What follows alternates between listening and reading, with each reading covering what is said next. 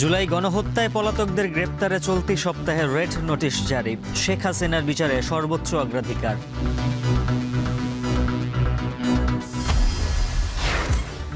কাল এসএসসি ও সমমানের পরীক্ষা শুরু। মূল্যায়ন পদ্ধতিতে ইতিবাচক পরিবর্তনের পরামর্শ শিক্ষাবিদদের।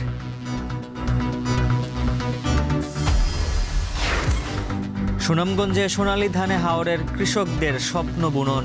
এবার ঘরে উঠবে প্রায় 4,500 কোটি টাকার ধান। পরমাণু কর্মসূচিতে যুক্তরাষ্ট্রের সঙ্গে আলোচনায় রাজি ইরান। ওমানের মধ্যস্থতায় কথা হবে সরাসরি, দাবি ট্রাম্পের।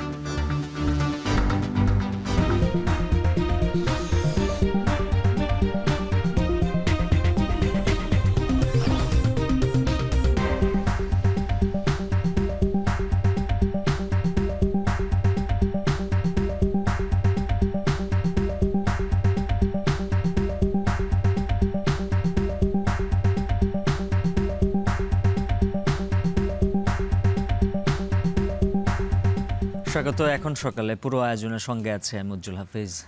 জুলাই আগস্টে গণহত্যার অভিযোগে পলাতকদের গ্রেপ্তারে চলতি সপ্তাহে জারি হচ্ছে রেড নোটিশ। শেখ হাসিনার বিচারকে সর্বোচ্চ অগ্রাধিকার দিচ্ছে আন্তর্জাতিক অপরাধ আদালতের prosecution team. Chief prosecutor Tajul Islam বলেন, কোনো প্রকার বাধা আটকাতে পারবে না গণহত্যার বিচার। আরও জানাচ্ছেন মশিউর অনিক। তরতাজা এভিডেন্স আছে, ভিডিও ফুটেজ আছে, অভিযোগ আছে, ছবি আছে, তারপরে জাতিসংঘের রিপোর্টে আছে। এরপরেও গোয়েবলসের পক্ষেও লজ্জা হবে যদি বলে যে এখানে কোনো শিশু মারা যায়।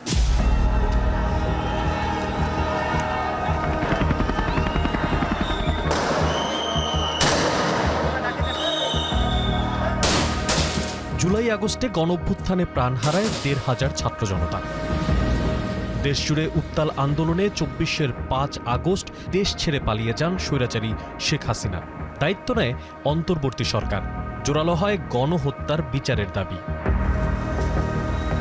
অভ্যুত্থানের পেরিয়েছে 8 মাস, কিন্তু এখনও জমা পড়েনি কোনো তদন্ত প্রতিবেদন। আন্তর্জাতিক অপরাধ ট্রাইব্যুনালের চিফ প্রসিকিউটরের কাছে প্রশ্ন ছিল, গণহত্যার বিচার করতে আর কতটা সময় প্রয়োজন? এখনও অভিযোগ আসছে, সেগুলোর তদন্ত হচ্ছে। আমরা যেটা বলতে পারি যে অন্তত 4টা মামলার তদন্ত শেষ পর্যায়ে আছে। তদন্ত রিপোর্ট এই মাসে পাবো এবং এই মাসে অন্তত 1টা বা 2টা মামলার আনুষ্ঠানিক বিচারের জন্য যে ফর্মাল চার্জ দাখিল করা, সেই কাজটা এই মাসের মধ্যেই করা সম্ভব। আমরা কোনো টাইম লাইন বেঁধে দিচ্ছি না। এদিকে জ্যেষ্ঠ আইনজীবী জ্যোতির্ময় বড়ুয়া বলেন, আন্তর্জাতিক অপরাধ ট্রাইব্যুনালের প্রসিকিউটরদের কাজে কিছুটা ধীরগতি রয়েছে, তবে তা অভিজ্ঞতার কারণে। 8 মাস হয়ে গেলেও এই আন্তর্জাতিক অপরাধ ট্রাইব্যুনাল কাজ শুরু করেছে আসলে আরও অনেক পরে। সেটার গঠন, প্রসিকিউটর নিয়োগ প্রত্যেকটাই কিন্তু একটু বিলম্বিতভাবে হয়েছে। যারা নিয়োগ পেয়েছেন তাদের অধিকাংশই হচ্ছে ডিফেন্সের লয়ার হিসেবে কাজ করেছেন ইতিপূর্বে। প্রসিকিউশনের কাজটা তো তাদেরও তো বোঝার ব্যাপার আছে। তো আমার মনে হয় যে এখানে কিছুটা অভিজ্ঞতা, কিছুটা হচ্ছে সমন্বয়হীনতা, কিছুটাও নিহা, সব কিছু মিলিয়ে এক ধরনের একটা অচল অবস্থা তৈরি হয়েছে, যে কারণে আমরা আসলে যেটা ভেবেছিলাম যে খুব দ্রুততার সাথে বেশ কিছু হয়তো ট্রায়াল শুরু হয়ে যাবে, সেটা এখনো পর্যন্ত আমরা হতে দেখছি না। হতভাগ্য রিয়া গোপ, নাইমা, এমনকি 3 বছরের শিশু হত্যার দায় সাবেক প্রধানমন্ত্রীর ওপর। তার মন্ত্রিপরিষদের অনেকেই এখন পলাতক। তাদের গ্রেফতারে চলতি সপ্তাহেই জারি হচ্ছে রেড নোটিশ। তাদের বিরুদ্ধে রেড নোটিশের জারির প্রক্রিয়াটা চলমান আছে। এটা হয়তো আজকালকের মধ্যেই চলে যাবে। যারাই পলাতক আছে তাদের বিরুদ্ধেই এটা যাচ্ছে। সেক্ষেত্রে একটা বড় বিষয় হচ্ছে যে দেশের বাইরে আছে কি নাই অফিসিয়ালি একটা প্রমাণ লাগে। যেমন হাসিনাটা খুব অ্যাপারেন্ট, ইন্ডিয়ার কাছে আছে, এটা স্বীকৃত, কিন্তু ওবায়দুল কাদের কোথায় আছে এটা কিন্তু কোনো সুনির্দিষ্ট না। সেজন্য আমরা ধরে নিচ্ছি যে এরা পলাতক আছে, বিশ্বের বিভিন্ন জায়গায় আছে। এই জন্য ইন্টারপোলের কাছে আমরা এটা দিচ্ছি এবং সেটার প্রক্রিয়া চলমান আছে, যে কোনো সময় এটা চলে যাবে।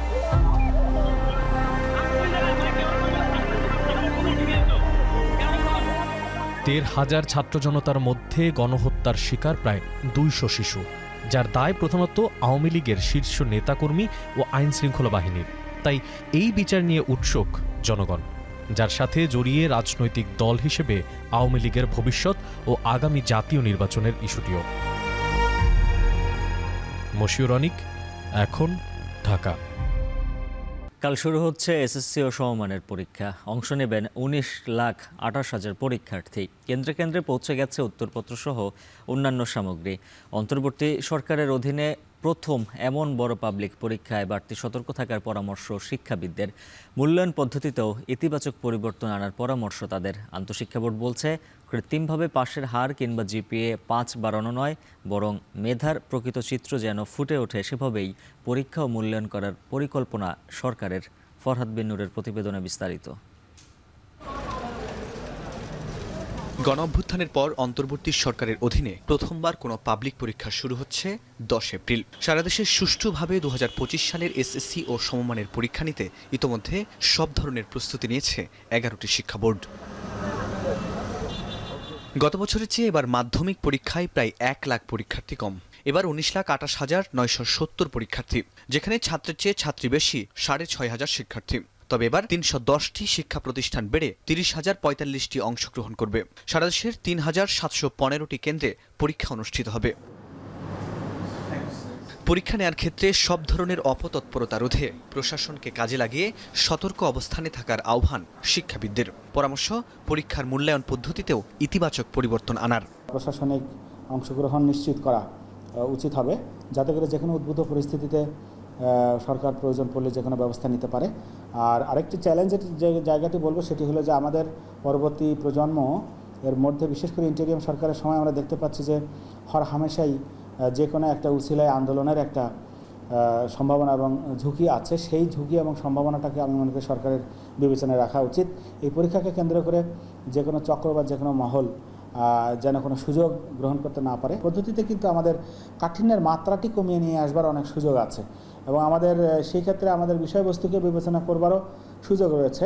এদিকে আন্তঃশিক্ষা বোর্ড বলছে, কৃত্রিমভাবে পাশের হার কিংবা জিপিএ 5 বাড়ানো নয়, বরং মেধার প্রকৃত চিত্র ফুটে ওঠে সেভাবেই পরীক্ষা ও মূল্যায়ন করার পরিকল্পনা অন্তর্বর্তী সরকারের। নানা চ্যালেঞ্জ থাকলেও সুষ্ঠুভাবে পরীক্ষা আয়োজনের সব ধরনের প্রস্তুতি সম্পন্ন করা হয়েছে। প্রশ্ন ফাঁস নিয়ে বিশেষ কোনো মহলের গুজব রোধে সতর্ক অবস্থানে আছে আইন শৃঙ্খলা বাহিনী।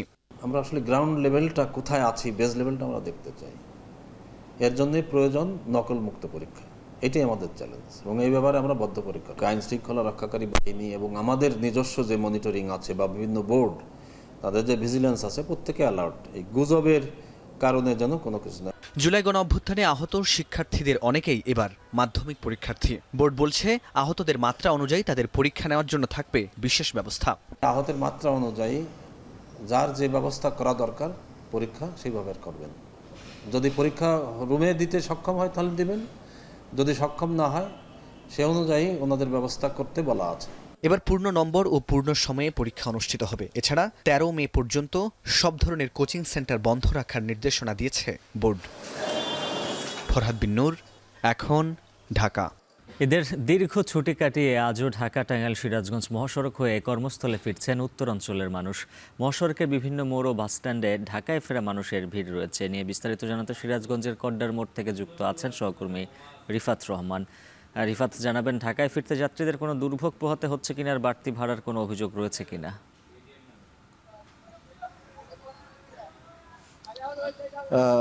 উজ্জ্বল, যেটি বলছিলেন যে আসলে টানা ছুটি শেষে কিন্তু আজও আমরা এই সিরাজগঞ্জের যে মহাসড়ক রয়েছে সেই মহাসড়কের বিভিন্ন মোড়গুলোতে যারা ঢাকাগামী যাত্রী রয়েছেন, যারা বিশেষ করে কর্মস্থলে ফিরছেন, তাদের ভিড় কিন্তু আজও রয়েছে।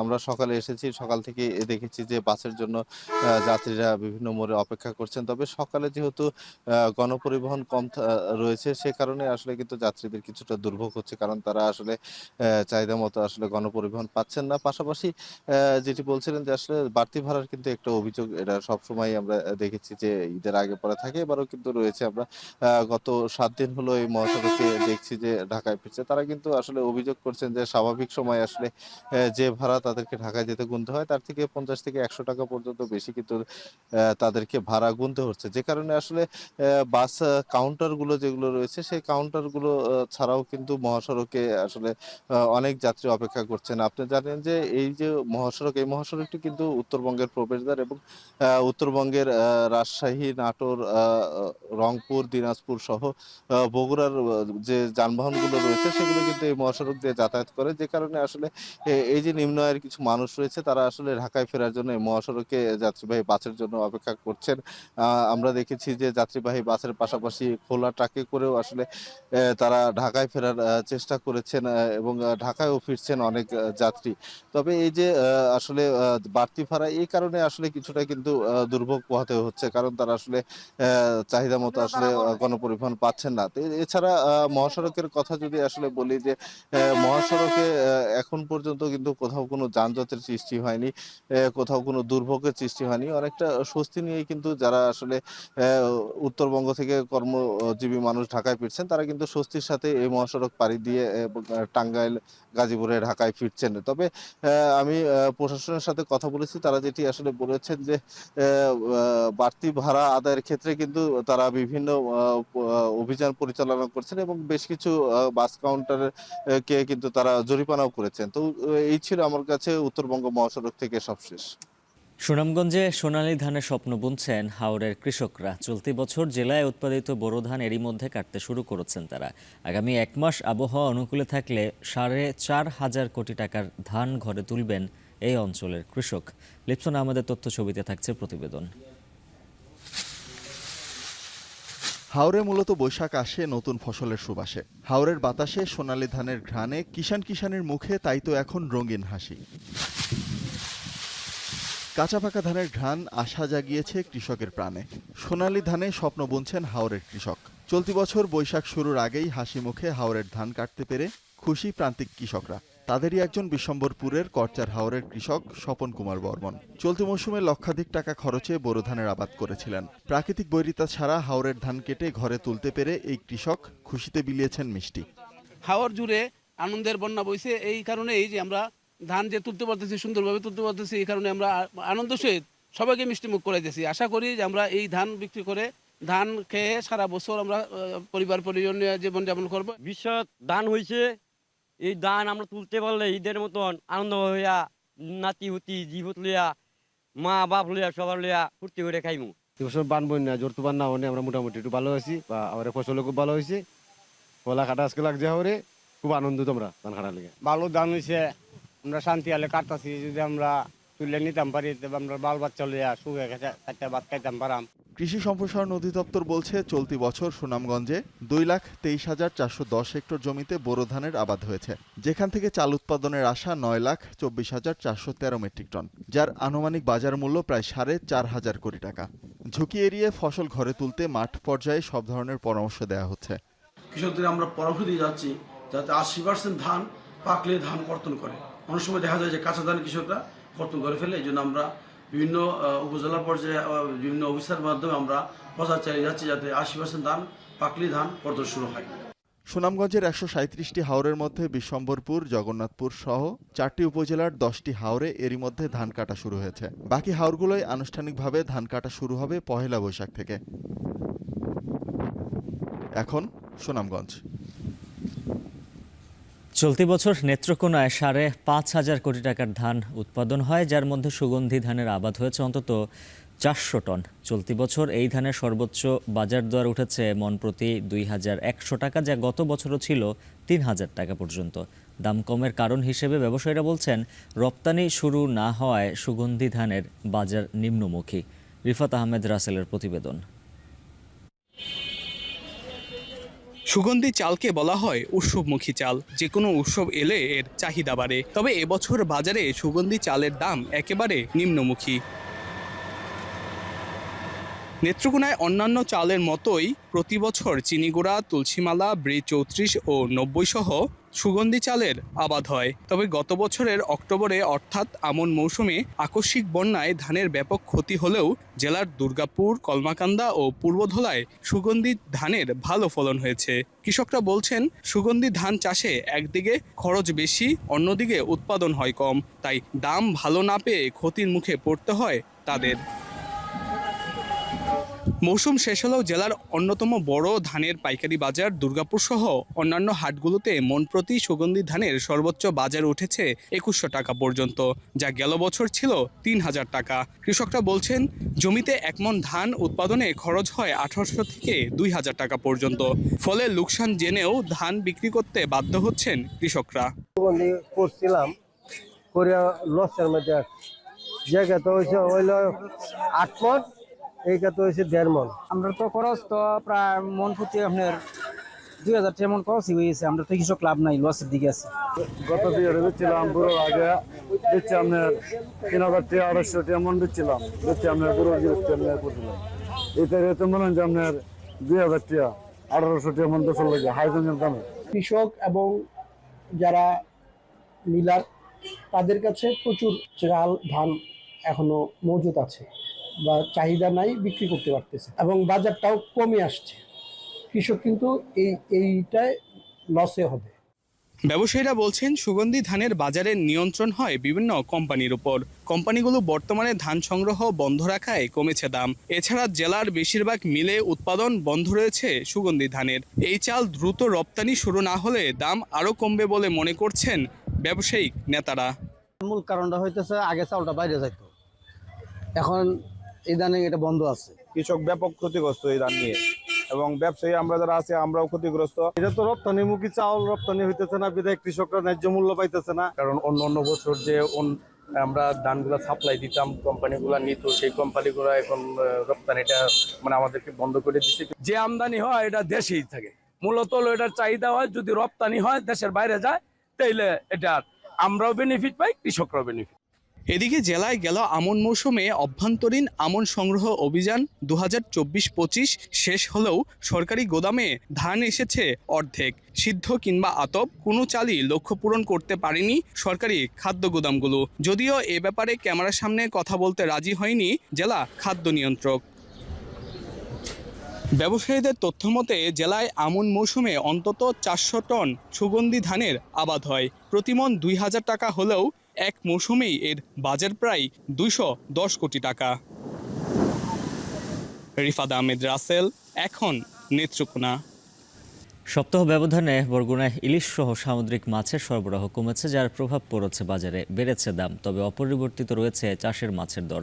এ নিয়ে বিস্তারিত জানাতে বরগুনা সদরের পাইকারি মাছ বাজার থেকে যুক্ত আছেন সহকর্মী জিয়াদ মাহমুদ।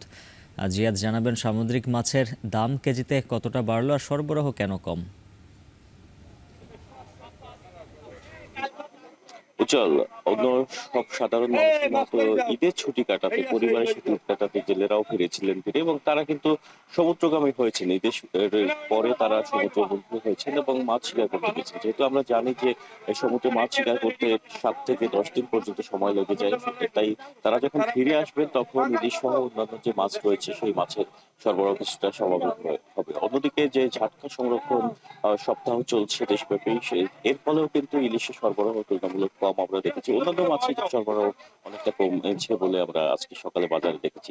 আমরা পাথরঘাটা মৎস্য অবদান কেন্দ্র কিংবা ফকিরহাট মৎস্য উপকেন্দ্র, অন্যান্য যে উপকেন্দ্রগুলো রয়েছে সেখানকার খোঁজ খবর নিয়েছি এবং জেনেছি যে পাথরঘাটা মৎস্য অবদান কেন্দ্রে বড় আকৃতির যে ইলিশ রয়েছে 1.5 কেজি ওজনের ইলিশগুলোর মন বিক্রি করা হচ্ছে 1,30,000 টাকা দরে, এবং মাঝারি আকৃতির যে ইলিশগুলো রয়েছে সেগুলো বিক্রি করা হচ্ছে 90,000 টাকা। 1 কেজি ওজনের যে ইলিশগুলো সেগুলো 1,10,000 টাকা দরে বিক্রি করা হচ্ছে। এক্ষেত্রে নদীর যে মাছগুলো রয়েছে ইলিশ মাছ, সেই নদীর ইলিশ মাছের মনে 10,000 টাকা পর্যন্ত বাড়তি রাখা হচ্ছে সমুদ্রের ইলিশের থেকে। এবং এই স্থানীয় বাজারগুলো ঘুরে দেখেছি। আজকে আমি যেখানে রয়েছে এটি পাইকারি মাছ বাজার, এখানে ইলিশের কেজি বিক্রি করা হচ্ছে 2600 থেকে 2700 টাকা দরে বড় আকৃতির যে ইলিশগুলো রয়েছে, এবং সেই ইলিশগুলো খুচরা বাজারে বিক্রি করা হচ্ছে 2800 থেকে 3000, কোনো কোনো ক্ষেত্রে 3200 টাকা কেজি দরেও বিক্রি করা হচ্ছে। এবং মাঝারি আকৃতির ইলিশগুলো 2000 থেকে 2200 টাকা দরে এই বাজারে বিক্রি করা হচ্ছে। অন্যান্য মাছের ক্ষেত্রেও আমরা দেখেছি যে কোরাল মাছ 1000 টাকা কেজি দরে বিক্রি করা হচ্ছে, গলদা চিংড়ি বিক্রি করা হচ্ছে 1200 থেকে 1400 টাকা এবং কই মাছ বিক্রি করা হচ্ছে 400 টাকা। এই বাজারে নদ নদীর অন্যান্য যে মাছ রয়েছে সব ক্ষেত্রেই আমরা দেখেছি কেজিতে 50 থেকে 100 টাকা পর্যন্ত দাম বৃদ্ধি পেয়েছে। তবে যেটি বললেন যে চাষের মাছের ক্ষেত্রে কিছুটা স্বস্তি রয়েছে। চাষের তেলাপিয়া কিংবা চাষের পাঙাশ 150 থেকে 170 টাকা বিক্রি করছে। ক্রেতারা জানিয়েছে যে পয়লা বৈশাখ উপলক্ষে যে ইলিশের দাম যাতে ক্রয় সীমার মধ্যে থাকে সে বিষয়ে তারা ব্যবসায়ীদের দৃষ্টি আকর্ষণ করছে। প্রশাসনের তদারকি বাড়াতেও তারা প্রশাসনের দৃষ্টি আকর্ষণ করছে। তো এই ছিল বরগুনা পাইকারি মাছ বাজার থেকে আমার কাছে সবশেষ তথ্য। বরগুনা থেকে মাছ বাজারের খোঁজ খবর জানাচ্ছিলেন সহকর্মী জিয়াদ মাহমুদ। কোনোভাবেই চা শিল্পে আর এগুতে পারছে না বাংলাদেশ। উৎপাদন খরচ বেড়ে যাওয়ায় বন্ধ চা বাগানের সংখ্যা দিন দিন বেড়েই চলেছে। ফলে পুরো শিল্প এই মুহূর্তে সংকটময় এক সময়ের মধ্য দিয়ে যাচ্ছে। তবে এই সংকট থেকে বের হয়ে শিল্পের ভিত মজবুত করতে রপ্তানি আয় বৃদ্ধি সহ নানা পদক্ষেপ নেওয়ার কথা জানিয়েছে চা বোর্ড। গুলজার আহমেদের প্রতিবেদন, ছবি তুলেছেন সেলিম মিয়া।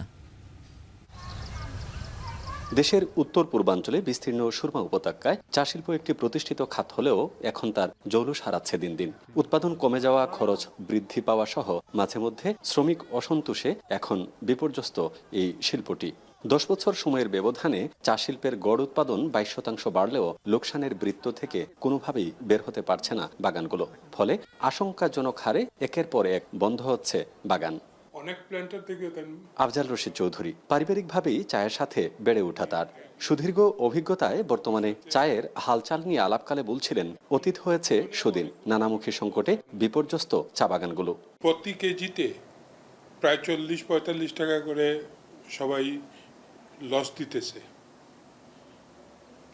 এখন চায়ের বিক্রয় মূল্যটা যদি বাড়ানো না যায় তাইলে ভবিষ্যতে চায়ের জন্য এটা একটা মারাত্মক হুমকি হয়ে দাঁড়াবে। সাম্প্রতিক সময়ে চা শিল্পের প্রকৃত অবস্থা শোচনীয়। সংশ্লিষ্টরা বলছেন উৎপাদন খরচ বেড়ে যাওয়া আর ভঙ্গুর বাজার ব্যবস্থার কারণেই এ শিল্প এখন অনেকটা হুমকির মুখে।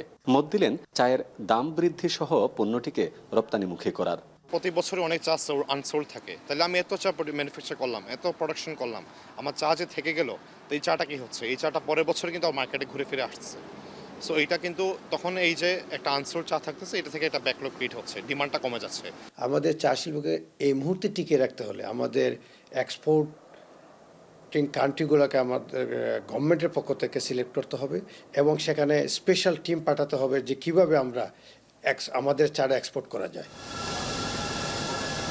কয়েক বছরের ক্রমাগত আর্থিক ক্ষতির কারণে বিনিয়োগে নেতিবাচক প্রভাব আর গুণগত মান বৃদ্ধি না পাওয়াই এই অঞ্চলের চা শিল্প বিকাশের অন্যতম প্রতিবন্ধকতা বলে মন্তব্য চা বোর্ডের চেয়ারম্যানের। তবে আশ্বাস দিলেন চা শিল্পের অতীত ফিরিয়ে আনার জন্য গবেষণা বাড়ানোর পাশাপাশি প্রযুক্তিগত উন্নয়নের।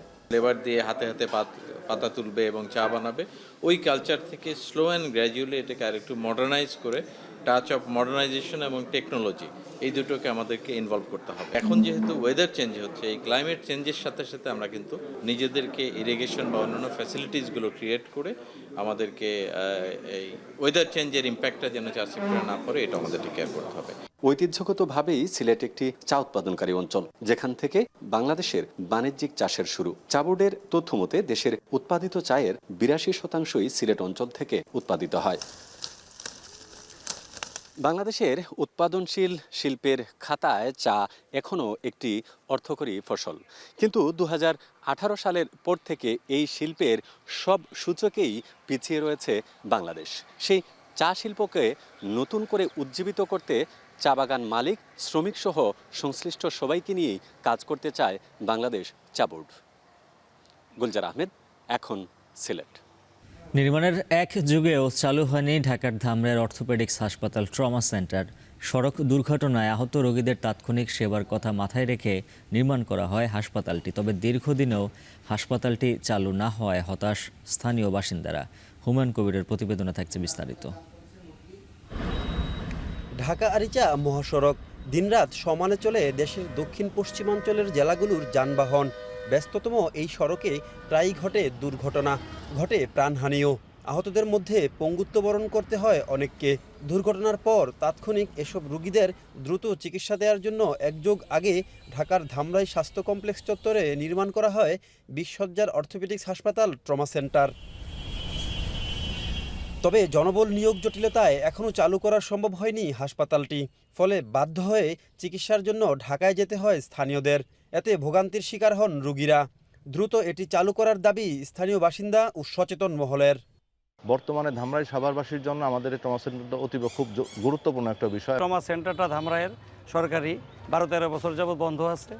এটা আমরা খুলে দেওয়ার জন্য জোর দাবি জানাচ্ছি। উপজেলা স্বাস্থ্য কমপ্লেক্সে যে ট্রমা সেন্টারটি রয়েছে এটা যদি দ্রুত চালু করা হয় তাহলে কিন্তু ধামরাইবাসী সহ আশপাশের এলাকার মানুষজন কিন্তু দ্রুত সেবা পেলে সুস্থ হবেন এবং পঙ্গুত্ব হাত থেকে অন্তত বাঁচবে।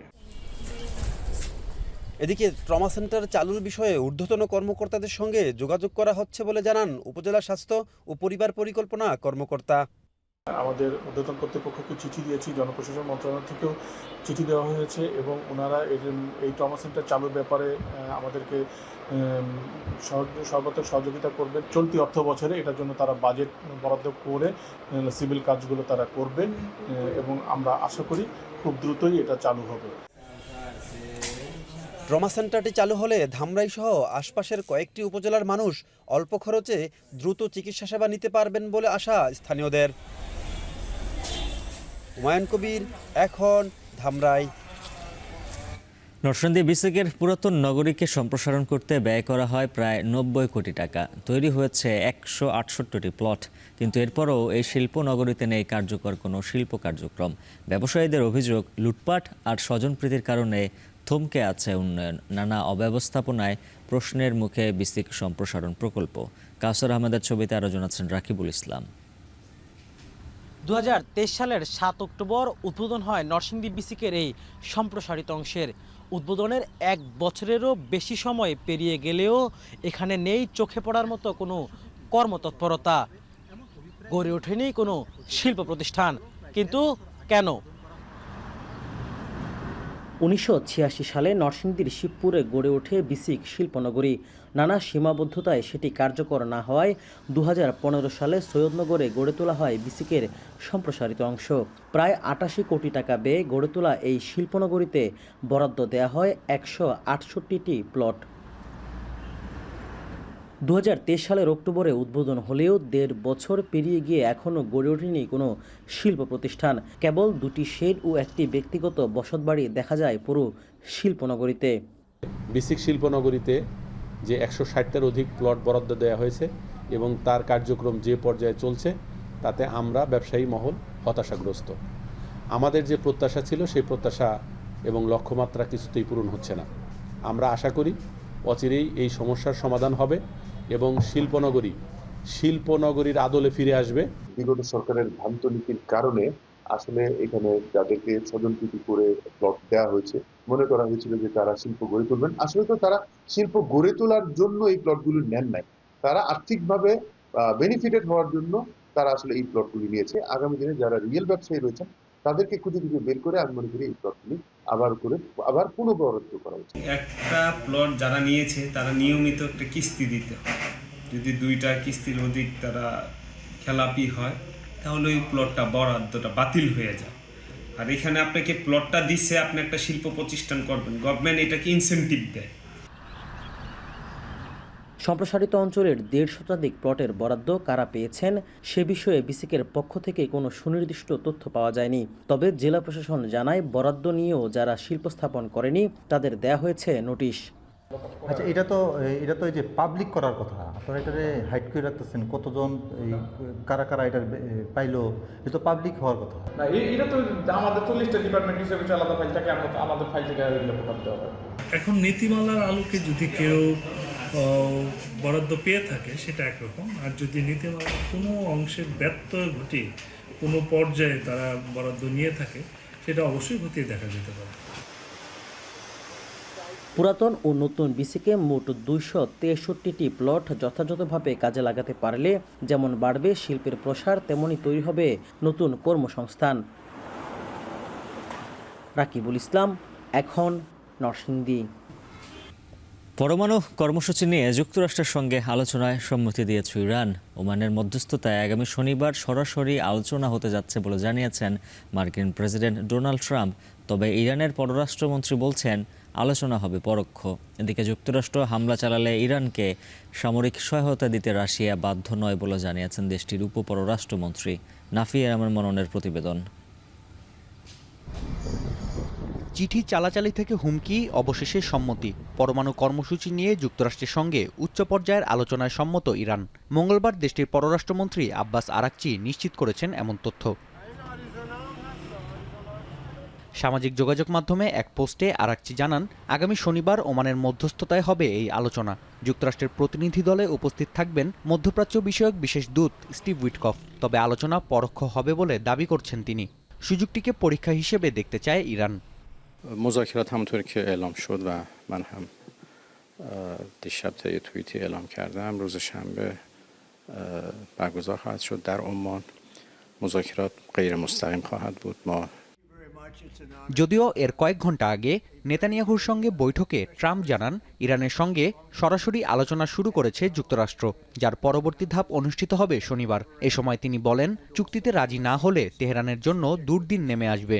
গেল মাসে ইরানের সর্বোচ্চ ধর্মীয় নেতাকে পাঠানোর চিঠিতে পরমাণু কর্মসূচি নিয়ে আলোচনায় সম্মত হতে চাপ দেন মার্কিন প্রেসিডেন্ট। অন্যথায় ইরানে বোমাবর্ষণের হুমকি দেন তিনি। যুক্তরাষ্ট্রের সঙ্গে আলোচনার প্রসঙ্গে ইরানিদের মধ্যে পাওয়া গেছে মিশ্র প্রতিক্রিয়া। فقط جهت اینکه از بعد جهانی به دنیا ثابت بشه که ما اهل مذاکره هستیم، اوضاع اقتصادی که مردم در پیش دارن به نظر من اگه بشه بهتره. اوضاع شاید এদিকে মঙ্গলবার রুদ্ধদ্বার বৈঠকে অংশ নেন ইরান, রাশিয়া ও চীনের প্রতিনিধি। মস্কোয় অনুষ্ঠিত বৈঠকের এজেন্ডা জানানো হয়নি। তবে এর খানিক বাদেই রুশ উপপররাষ্ট্রমন্ত্রী জানান, যুক্তরাষ্ট্রের হামলায় ইরানকে সামরিক সহায়তা দিতে বাধ্য নয় রাশিয়া। তেহরান ও ওয়াশিংটনের মধ্যকার সরাসরি বৈঠককে সমর্থনের কথা জানিয়েছেন ক্রেমলিন মুখপাত্র। আলোচনায় পারস্পরিক সম্মানের ওপর জোর দিয়েছে চীন। Мы знаем, что определенные контакты, прямые и непрямые, планируются в Омане. И, конечно, это можно только приветствовать, потому что это может привести к деэскалации.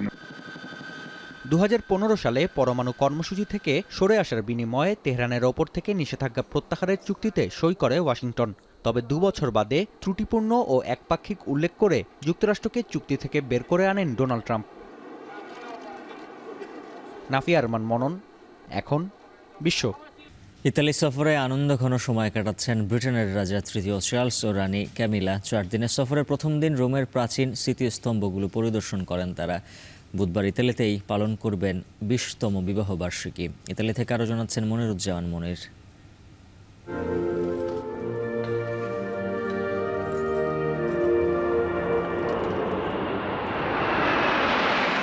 শারীরিক অসুস্থতা কাটিয়ে ফুরফুরে মেজাজে ব্রিটেনের রাজা তৃতীয় চার্লস চলতি বছরে প্রথম বিদেশ সফরে ইতালিতে এসেছেন স্ত্রী ক্যামিলাকে নিয়ে। ইতালি সফরের প্রথম দিনেই কুইরিনাল প্রাসাদের রাজা রানীকে অভ্যর্থনা জানান ইতালির রাষ্ট্রপতি। লাল গালিচার পাশাপাশি রোমের আকাশে বিমান দিয়ে জানানো হয় সংবর্ধনা। 4 দিনের সফরের প্রথম দিনে রোমের প্রাচীন স্মৃতিস্তম্ভগুলো ঘুরে দেখেন রাজা রানী। এ সময় দর্শনার্থীদেরও সঙ্গে কথা বলেন তারা। রাষ্ট্রপ্রধান হিসেবে যুক্তরাজ্যের সরকারের পক্ষ থেকে বুধবার ইতালি পার্লামেন্টের উভয় কক্ষে ভাষণ দিবেন রাজা তৃতীয় চার্লস। দেশটিতে প্রথমবারের মতো কোনো ব্রিটিশ রাজা হিসেবে এমন ভাষণ দেবেন তিনি। বুধবার ইতালিতেই নিজেদের 20তম বিবাহবার্ষিকী উদযাপন করবেন রাজা চার্লস ও ক্যামিলা। এ উপলক্ষে আয়োজন করা হবে রাষ্ট্রীয় ভোজসভা, যেখানে অতিথি হিসেবে থাকবেন রাজনীতিবিদ এবং তারকারাও। ব্রেক্সিটের পর ইউরোপীয় প্রতিবেশীদের সাথে যুক্তরাজ্যের সম্পর্ক পুনঃস্থাপনের পাশাপাশি রাজা রানীর এই সফরকে গুরুত্বের সঙ্গে দেখছেন ইউরোপিয়ানরা। মনিরুজ্জামান মনির, এখন ইতালি।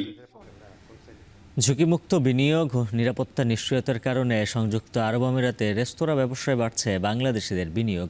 প্রতিষ্ঠান বৃদ্ধির পাশাপাশি পাল্লা দিয়ে বাড়ছে কর্মীদের কর্মসংস্থান। অভিজ্ঞতা সম্পন্ন কর্মীরা প্রতি মাসে আয় করছেন 50,000 থেকে 1 লাখ টাকা। তবে উদ্যোক্তাদের দাবি, দক্ষ জনবলের অভাব ও বাংলাদেশিদের ভিসা জটিলতায় প্রতিযোগিতামূলক এই ব্যবসায় পিছিয়ে পড়ছেন তারা। সংযুক্ত আরব আমিরাত থেকে কামরুল হাসান জনির প্রতিবেদন।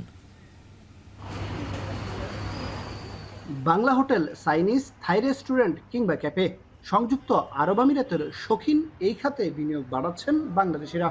ঝুঁকিমুক্ত বিনিয়োগ, ব্যবসা বান্ধব পরিবেশ ও নিরাপত্তার নিশ্চয়তা থাকায় রেস্টুরেন্ট ব্যবসায় বাড়ছে কর্মসংস্থান। রেস্টুরেন্ট ব্যবসা একটা সেবামূলক প্রতিষ্ঠান।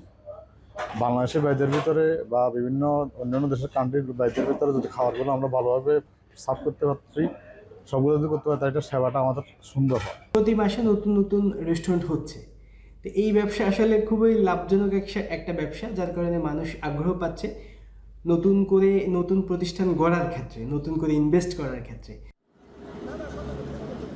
দেশটির শ্রম ঘন অঞ্চলে এই ব্যবসায় একসময় পাকিস্তানি, আফগান ও ভারতীয়দের আধিক্য ছিল। তবে দেশীয় রেস্তোরাঁ ও বাঙালি খাবারের চাহিদা থাকায় ধীরে ধীরে অবস্থার পরিবর্তন হয়। দুবাই, আবুধাবি, শারজা, আজমান সহ প্রায় প্রতিটি শহরে নতুন প্রতিষ্ঠান চালু করছেন প্রবাসী ব্যবসায়ীরা। স্বল্প পুঁজিতে কম সময়ে সফল হবার গল্প লিখছেন অনেকে। তবে উদ্যোক্তারা বলছেন, ব্যবসা সম্প্রসারণ নিয়ে পরিকল্পনা থাকলেও দক্ষ জনবলের অভাবের পাশাপাশি রয়েছে বাংলাদেশি কর্মী নিয়োগের ক্ষেত্রে বিষয় জটিলতা। আমরা চেষ্টা করতে আছি আরো বাড়ানোর জন্য, কিন্তু আমাদের বিষয় বন্ধের কারণে করতে পারতেছি না। আমরা এভাবে যদি লেবারের সাপোর্ট গুলা পাই, আমরা আরো অনেক কিছু করতে পারবো। ভিসা ট্রান্সফার যদি এটা থাকতো, তাহলে আমরা আরো ব্রাঞ্চ করার মতো আমরা আমাদের মধ্যে আসছিল। প্রতিষ্ঠান মালিকেরা বলছেন, অদক্ষ কর্মীদের ক্ষেত্রে বেতন শুরু হয় 1000 দিরহাম থেকে। দক্ষ কর্মীদের ক্ষেত্রে এই সংখ্যা পৌঁছায় 2 থেকে 3000 দিরহামে, বাংলাদেশি মুদ্রায় যা প্রায় 65,000 থেকে 1 লাখ টাকা। বাবুর্চি, হিসাবরক্ষক, ডেলিভারি ম্যান ও সহকারী কর্মীদের ক্ষেত্রে প্রতিষ্ঠানের মানের উপর নির্ভর করে বেতন কাঠামো। অভিজ্ঞতা সম্পন্ন কর্মীদের দেওয়া হয় অগ্রাধিকার। আমাদের সাধারণত বেশিরভাগ মানুষ যারা বাংলাদেশ থেকে আসেন, নন স্কিল লোকজন এখানে আসেন, তো আসলে তাদের এখানে এসে তাদেরকে কাজটা শিখতে হয়। এতে করে যেটা হয়, তাদেরকে কম বেতনে শুরু করতে হয় এবং নতুন করে শিখতে হয়। তো একজন নতুন মানুষ যখন সে কাজটা শিখবে, সে তার আসলে শতভাগ এফোর্টটা দিতে পারবে না। শৌখিন ও প্রতিযোগিতামূলক এই ব্যবসায় টিকে থাকতে সঠিক পথে বিনিয়োগ ও অভিজ্ঞতা সম্পন্ন কর্মীর বিকল্প দেখছেন না উদ্যোক্তারা। তাই দক্ষ জনবল তৈরিতে বাংলাদেশ সরকারের উদ্যোগের বিষয়ে জোর দিচ্ছেন তারা। পাশাপাশি দেশটিতে বাংলাদেশি কর্মীদের অভ্যন্তরীণ মালিক পরিবর্তন ও ভিসা জটিলতা নিরসনের আহ্বান প্রবাসী ব্যবসায়ীদের। কামরুল হাসান, জনি, এখন, সংযুক্ত আরব আমিরাত। ফিলিস্তিনে বর্বর ইসরায়েলি হামলার প্রতিবাদে আগামী শনিবার মার্চ ফর গাজা নামে কর্মসূচি পালন করবে ছাত্র জনতা। এর সঙ্গে একাত্মতা ঘোষণা করেছেন তারকা ক্রিকেটাররাও। প্রতিবাদ কর্মসূচিতে অংশ নিতে সব শ্রেণী পেশার মানুষকে আহ্বান জানিয়েছেন তাইজুল নাহিদ রানারা। ফারহান ইহসানের প্রতিবেদন। ফিলিস্তিন জুড়ে চলছে ইসরায়েলি বর্বরতা। ইতিহাসের নিকৃষ্টতম হত্যাযজ্ঞে এরই মধ্যে প্রাণ হারিয়েছেন গাজার 50,000-এর বেশি মানুষ। ঘরবাড়ি হারিয়েছেন 4 লাখেরও বেশি ফিলিস্তিনি। ইসরায়েলের এমন বর্বরতম গণহত্যার বিরুদ্ধে বিশ্বজুড়ে চলছে প্রতিবাদ। তারই অংশ হিসেবে গত 7 এপ্রিল বাংলাদেশ সহ সারা বিশ্বে পালিত হয়েছে নো ওয়ার্ক নো স্কুল কর্মসূচি। এবার 12 এপ্রিল মার্চ ফর গাজা নামে কর্মসূচির ডাক দিয়েছে ছাত্র জনতা, যেটি শাহবাগ থেকে শুরু হয়ে যাবে মানিক মিয়া এভিনিউ পর্যন্ত। এরই মধ্যে প্রতিবাদ কর্মসূচিটির সঙ্গে একাত্মতা জানিয়েছেন বাংলাদেশের তারকা ক্রিকেটাররা। সামাজিক যোগাযোগ মাধ্যমে ভিডিও বার্তায় জানিয়েছেন জনতার সঙ্গে কাঁধ মিলিয়ে প্রতিবাদের মিছিলে সামিল হবেন তারাও। সঙ্গে আহ্বান জানিয়েছেন সর্বস্তরের মানুষের অংশগ্রহণের। আগামী 12 এপ্রিল শনিবার বিকেল 3টায় শাহবাগ থেকে মানিক মিয়া অ্যাভিনিউ অভিমুখে মার্চ ফর গাজা শিরোনামে একটি কর্মসূচি আয়োজিত হতে যাচ্ছে। আসুন আমরা সবাই মিলে সর্বস্তরের মানুষ এই বিক্ষোভ মিছিলে অংশগ্রহণ করি। ফিলিস্তিনের গাজায় গণহত্যার বিরুদ্ধে আগামী 12 তারিখ যে বিক্ষোভ কর্মসূচি হবে, আমি তার সাথে সহমত করছি। আমি এই বিক্ষোভের সাথে অংশগ্রহণ করার আহ্বান জানাই। মার্চ ফর গাজা শিরোনাম কর্মসূচি অনুষ্ঠিত হতে যাচ্ছে। আসুন আমরা সকলে এই কর্মসূচিতে আমন্ত্রিত হই এবং গাজাবাসীকে সমর্থন জানাই। এর আগে সামাজিক যোগাযোগ মাধ্যমে ফিলিস্তিনের অসহায় মানুষদের প্রতি এই অবিচার ও জুলুমের বিরুদ্ধে প্রতিবাদ জানান তারকা ক্রিকেটার মুশফিকুর রহিম, তানজিম সাকিব, মৃত্যুঞ্জয় চৌধুরী, তানজিদ তামিম সহ অনেকেই। একই সুরে সুর মেলান তারকা ফুটবলার জামাল ভুঁইয়া, ঋতুপর্ণা চাকমারাও। ফারহান ইহসান, এখন। অনুশীলন করালেও 13 জন বিদ্রোহী নারী ফুটবলারদের জিম সেশনে ছিলেন না কোচ পিটার বাটলার। দেশি কোচদের নেতৃত্বেই ঘণ্টাখানেকের জিম সেশনে সাইক্লিং, স্ট্রেচিং করেন কৃষ্ণা রানী, সানজিদা সহ বাকিরা। এদিকে বিদ্রোহ করা 18 জন নারী ফুটবলারদের সঙ্গে 1 সপ্তাহের মধ্যে চুক্তি করার বিষয়ে আশাবাদী বাফুফের সহ সভাপতি ফাহাদ করিম। বিস্তারিত শরীফ রোশনের প্রতিবেদনে। ইংলিশ কোচ পিটার বাটলারের বিরুদ্ধে বিদ্রোহ ঘোষণার দীর্ঘ 68 দিন পর কোচের অধীনেই সকালে ক্লোজডোর অনুশীলনে জুনিয়রদের সঙ্গে 13 জন বিদ্রোহী নারী ফুটবলার। অনুশীলনে ফিরলেও কোচ এবং খেলোয়াড়দের মধ্যে এখনও সম্পর্কের টানাপোড়েন যে স্পষ্ট, তা অন্তত এই দুটো ছবি দেখলেই পরিষ্কার। দুপুরে জিম সেশনের প্রথম ধাপে সৌরভী, রিপাদের গভীরভাবে পর্যবেক্ষণ করেছেন কোচ পিটার বাটলার। তবে মাসুরা পারভিন, কৃষ্ণা, সঞ্জিতা সহ 13 বিদ্রোহী নারী ফুটবলার জিমে প্রবেশের আগেই বেরিয়ে যান ব্রিটিশ এই কোচ। পরে দেশি কোচদের নেতৃত্বে জিমে সাইক্লিং, স্ট্রেচিং সহ ঘণ্টা খানেকের সেশন সম্পন্ন করেন বিদ্রোহী শিউলি, জুনিয়র শামসুন নাহার, মারিয়া মান্ডারা। এই বিষয়ে জানতে চাইলে কৌশলী উত্তর দেন দলের গোলরক্ষক কোচ। এদিকে দীর্ঘদিন পর কোচ এবং খেলোয়াড়দের দৃশ্যমান দূরত্ব ঘোচায় স্বস্তিতে বাফুফে। দ্রুততম সময়ের মধ্যেই 18 বিদ্রোহী নারী ফুটবলারের সঙ্গে চুক্তি করতেও প্রস্তুত ফেডারেশন। 55 মেম্বারের সাথে আমরা কন্ট্রাক্ট করব। সো আমরা তো আমাদের কোনো রকম স্টেটমেন্ট থেকে আমাদের কথা সরে আসি নাই এবং আমরা ইনশাল্লাহ আসবো না। সো যাদের কন্ট্রাক্ট হয়ে গেছে তারা আছে, যাদের কন্ট্রাক্ট নেই তাদের কন্ট্রাক্ট হবে। আমার ধারণা আগামী উইকের ভিতরে সকল প্লেয়ারের সাথে আমাদের কন্ট্রাক্ট হয়ে যাবে ইনশাল্লাহ। অন্যদিকে সাবিনা, ঋতুপর্ণাদের পর এবার ভুটান লিগে খেলার জন্য ডাক পেয়েছেন কৃষ্ণা রানী, সঞ্জিদা সহ আরও 4 নারী ফুটবলার। শরীফ রওশন, এখন ঢাকা। এখন সকাল শেষ করার আগে শিরোনামগুলো জানিয়ে দিচ্ছে আরও একবার। জুলাই গণহত্যায় পলাতকদের গ্রেপ্তারে চলতি সপ্তাহে রেড নোটিশ জারি। শেখ হাসিনার বিচারে সর্বোচ্চ অগ্রাধিকার। কাল এসএসসি ও সমমানের পরীক্ষা শুরু। মূল্যায়ন পদ্ধতিতে ইতিবাচক পরিবর্তনের পরামর্শ শিক্ষাবিদদের।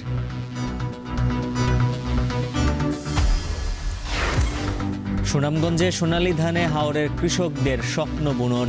এবার ঘরে উঠবে প্রায় 4,500 কোটি টাকার ধান। পরমাণু কর্মসূচিতে যুক্তরাষ্ট্রের সঙ্গে আলোচনায় রাজি ইরান। ওমানের মধ্যস্থতায় কথা হবে সরাসরি, দাবি ট্রাম্পের।